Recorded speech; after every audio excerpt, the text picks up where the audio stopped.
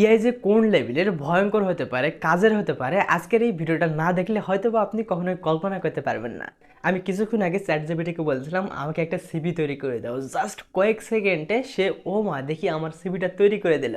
সবচেয়ে মজার আর ইন্টারেস্টিং ব্যাপারটা এখানেই, আমার যাবতীয় ইনফরমেশন সে কিন্তু অটোমেটিকলিভাবে বসিয়ে দিয়েছে। আমি কোন ইনস্টিটিউটে পড়াশোনা করি অ্যান্ড আমার নাম কি, কোন সেশনে, সব কিছু কিন্তু ডিপার্টমেন্টের নাম দিয়েছে, সব কিছু বসিয়ে দিয়েছে। আসলে ক্রেজি অ্যামাজিং বিষয়টা, তাই না? ভাবা যায় আগের দিনে প্রায় 5 থেকে 6 ঘন্টা মাথার ঘাম পায়ে ফেলে একটা একটা করে টুল নিয়ে কাজ করে একটা সিভি তৈরি করা লাগতো।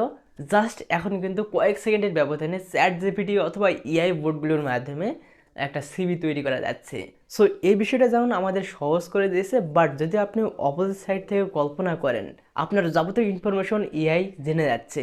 সো এর বাইরেও আপনারা হয়তো একটা বিষয় লক্ষ্য করবেন, আপনি মনে মনে যে বিষয়টা ভাবছেন সেটা লাইক ফেসবুকে গিয়ে অ্যাড দেখতে পাচ্ছেন। এরকম কি হয় না কখনো? প্রায় তো হয় থাকে। সো এখন প্রশ্ন হতে পারে, ভাইজান এগুলো কিভাবে ঘটতেছে, রাইট? লাইক আপনার স্মার্টফোনে অবশ্যই তো মাইক্রোফোন রয়েছে। লাইক সে সমস্ত অ্যাপ্লিকেশনের মাইক্রোফোনের ক্যামেরার অ্যাক্সেস দেওয়ার কারণে বা যাবতীয় অ্যাক্সেসগুলো দেওয়ার কারণে আপনার যাবতীয় ইনফরমেশনগুলো তারা কিন্তু জেনে যাচ্ছে। সো এখন প্রশ্ন হতে পারে এটা থেকে কিভাবে বের হবেন, রাইট? সো দেখুন বস, এটা থেকে সহজে বের হওয়া আসলে মুশকিল, বাট তারপরে অবশ্যই তো একটা সলিউশন রয়েছে। লাইক যেই অ্যাপ্লিকেশনে যে কাজ, তো সেটার পারমিশন দেওয়ার ট্রাই করবেন।